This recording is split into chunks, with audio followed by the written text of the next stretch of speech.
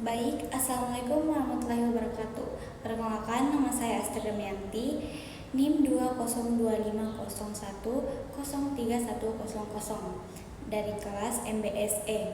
Pada kesempatan kali ini, saya akan menjelaskan materi tentang bauran promosi yang terdiri dari periklanan atau advertising, public relation atau PR, sales promotion, dan digital marketing, serta bagaimana cara merancang promosi yang efektif. Yang pertama adalah pengertian bauran promosi. Bauran promosi adalah gabungan beberapa cara atau strategi yang digunakan perusahaan untuk memperkenalkan suatu produk atau jasa kepada masyarakat. Tujuan utamanya adalah agar konsumen mengenal produk dan tertarik untuk membeli dan akhirnya menjadi pelanggan tetap. Dalam dunia bisnis saat ini, persaingan semakin ketat. Oleh karena itu, perusahaan tidak cukup hanya membuat produk atau membuat produk yang bagus, tapi juga harus mampu mempromosikannya dengan strategi yang tepat. Tujuan dari bauran promosi antara lain seperti memperkenalkan produk kepada masyarakat, menarik minat konsumen, meningkatkan penjualan, membangun citra perusahaan, dan mempertahankan loyalitas pelanggan. Misalnya seperti sebuah usaha minuman baru membuat promosi melalui Instagram agar banyak orang mengetahui produknya, atau toko pakaian memberikan diskon untuk menarik lebih banyak pembeli. Yang kedua ada jenis-jenis bauran promosi. Yang pertama adalah periklanan atau advertising. Periklanan adalah kegiatan promosi melalui berbagai media sosial seperti televisi, radio, billboard, koran, website, atau media sosial lainnya.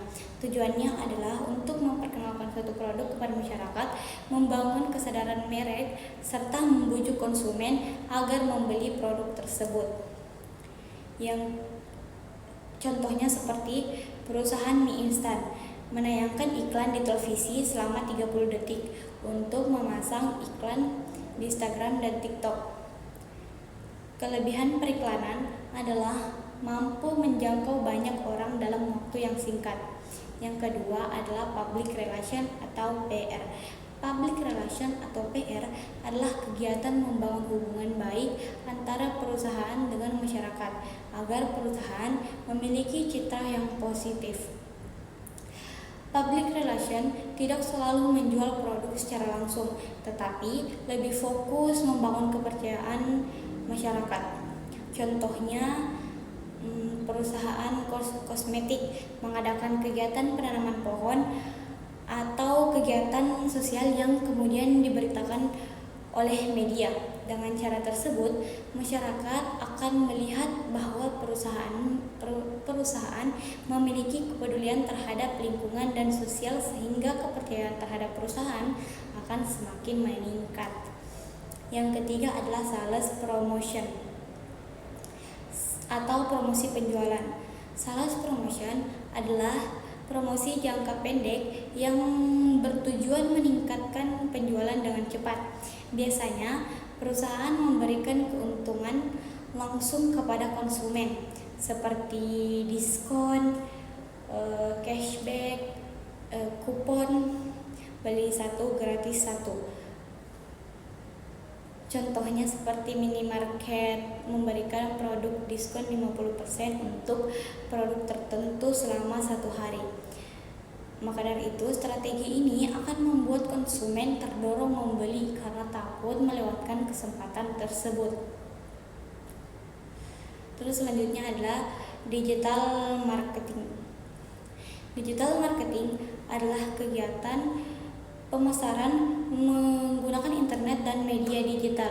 Media yang digunakan antara lain seperti Instagram, TikTok, Facebook, website atau email.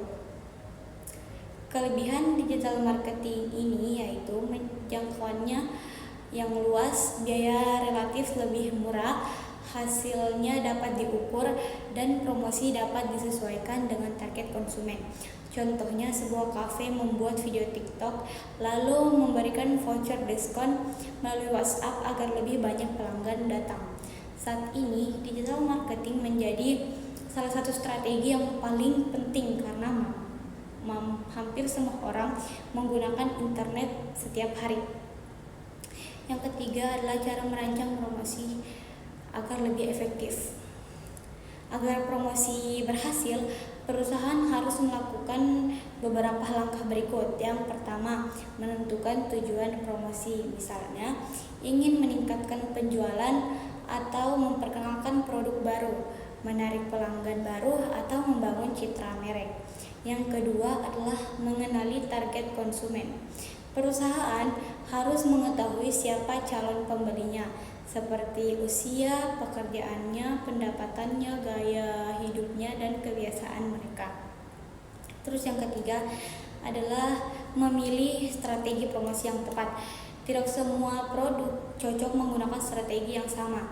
Ada yang lebih efektif menggunakan iklan dan ada yang lebih cocok menggunakan promosi penjualan atau digital marketing. Terus yang keempat adalah memilih media promosi yang sesuai. Jika targetnya anak muda, maka media seperti Instagram atau TikTok akan lebih efektif dibandingkan koran atau radio. Kelima, membuat pesan promosi yang menarik.